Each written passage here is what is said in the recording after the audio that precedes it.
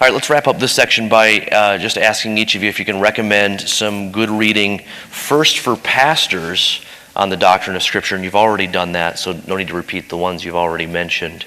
And then maybe just one or two recommendations for non-pastor Christians. So maybe higher shelf, lower shelf. Recommendations on the doctrine of Scripture, reliability of the Bible.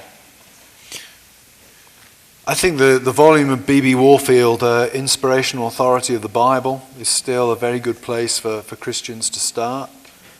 Generally for pastors or for... Pastors and for educated lay people. I don't think we should patronize lay people by saying we need to recommend simple stuff. I think B.B. Warfield Inspiration is thick, though. Sorry? It is thick. There are plenty of pastors who haven't finished that.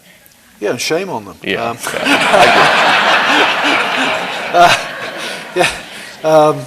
So B.B. Warfield would be my starting point.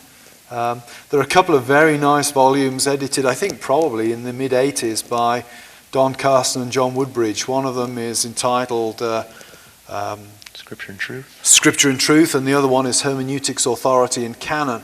That are a collection of essays by good biblical, systematic, and historical scholars on matters of interest that again would be useful for scholars. And of course there's Greg's recent book on the authority of Scripture.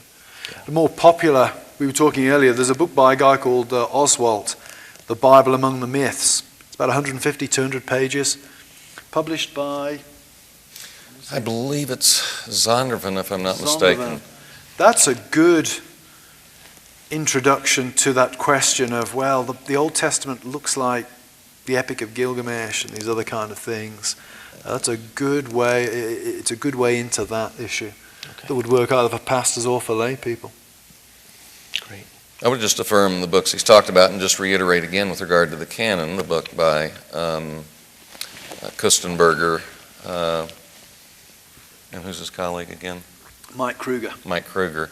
The Heresy of Orthodoxy, especially on the canon, which certainly is inextricably linked to this issue of the truth of Scripture.